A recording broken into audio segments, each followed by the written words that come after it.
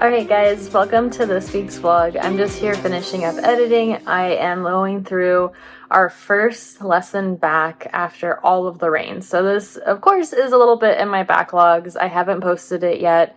It's probably from the beginning of April, maybe the middle of April. But yeah, so this was one of our first lessons back. We still weren't doing any jumping. We were just working on cavalettis in this lesson. So it was a good lesson. It really showed me how much I don't support sometimes with my leg when I need to.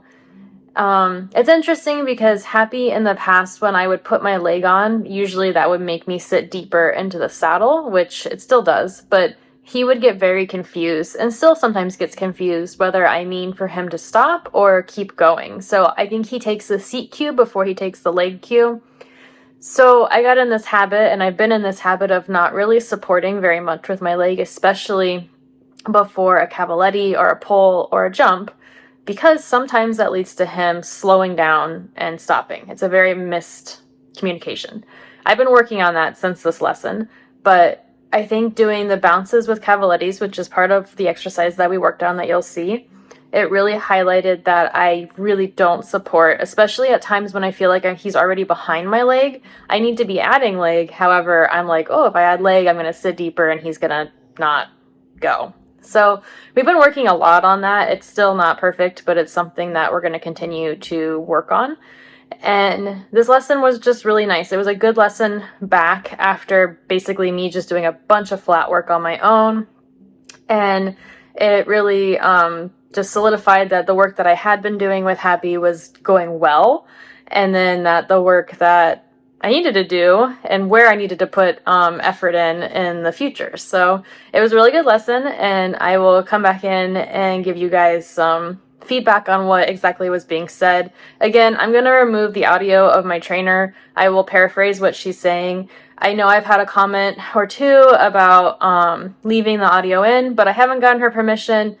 I don't really want to ask her for her permission. I'm sure she wouldn't care, but I would just rather paraphrase for you guys. So I hope you guys enjoy watching this, and I'll be back to explain what's going on.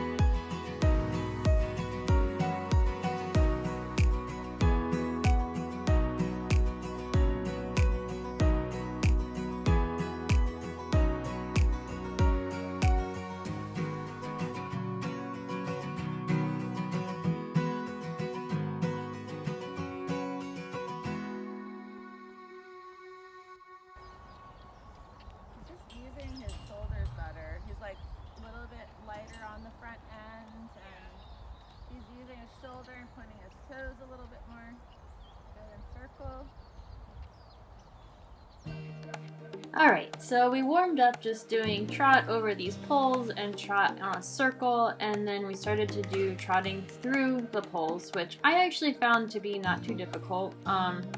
It was easier for me to find where I needed to enter that corner than it was at the canter, so easier at the trot than it was at the canter. But this was basically the gist of the exercise, was going around, changing direction, and then going back the other way. Yeah, I didn't really have much difficulty like with any of this exercise at the trot.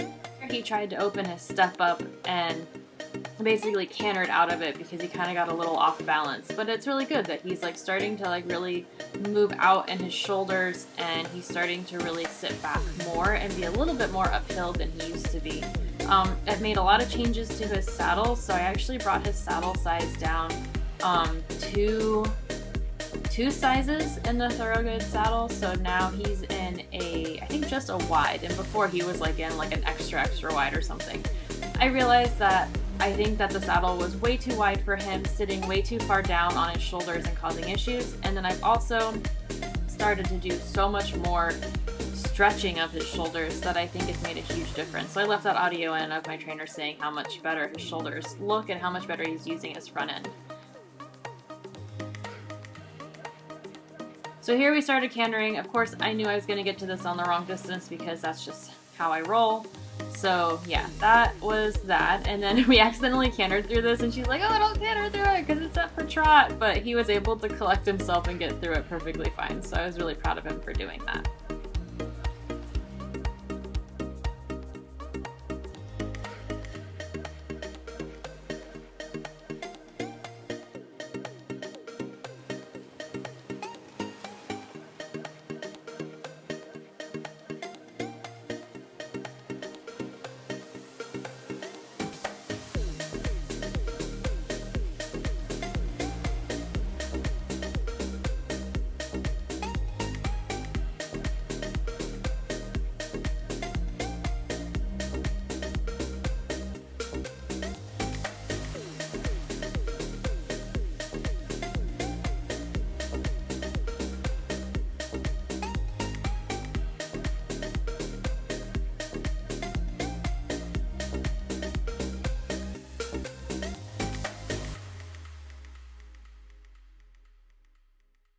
Okay, here she was screaming at me to get better organized because we just basically blasted through at that time. This is the issue that I'm currently struggling with, and obviously was struggling with then at the time, is that Happy's stride, because I've been working so hard on getting him to be more adjustable, has gotten really big. So there's times where I can make it small and, you know, collect it, and we're able to get to it. Like, I think this one was a nice collected distance. And then there's, well, it would have been. And then there's times where I feel like we can open our stride up and do a little bit larger, but I still have not been able to develop my eye to see the distance for when he is collected versus when he has opened his stride up and we're able to get to a distance that's different between the two, if that makes sense. So it's something that I really have been struggling with. I've been trying really hard to work on it. Almost every week I try to work on it, especially if I'm not going to take a lesson, since I only do lessons every 2 weeks. But yeah, it's just difficult with him because I feel like sometimes I can get him into a bigger canter and we can get like a little bit longer of a distance, and it's fine because his stride's longer. And then sometimes he's more collected and I need to slow down, but I'm still thinking, oh, we got to get the bigger distance. It's really hard. So this was a really good exercise for that. And then, like I said, like I think on top of that, I'm not supporting as much with my leg when he gets these really deep distances. I need to be there with my leg to help him, to push him over. Give him the support, not push him over. Give him the support to get over the pole or even a jump when we get to a deeper distance. And instead, I kind of lose him with my leg, and then I'm popped up out of the saddle, and it's not great. So it's something that I've definitely been working on, and I'm hoping that by the end of the summer we'll have down a little bit better. Like, see there, I felt like he was at a better distance like that. That's kind of the canter I felt like we were riding, but it was actually a little bit more collected than that. So I needed to be there and wait for him and not get ahead of him and push him to a spot. And he's such a good horse that he will go to any spot really that I ask, even if I'm asking him to launch from like Earth to outer space. Like, this horse will do it, even if it's a little dangerous. And I think that's actually a little bit of a fault in a sense, because then I get like lulled into this, well, I can jump from anywhere and it doesn't really matter, and that is not a great way of thinking of it. So he did really great this lesson. I'm super proud of him. Not so proud with my riding, but I think I'll get better with more lessons this year.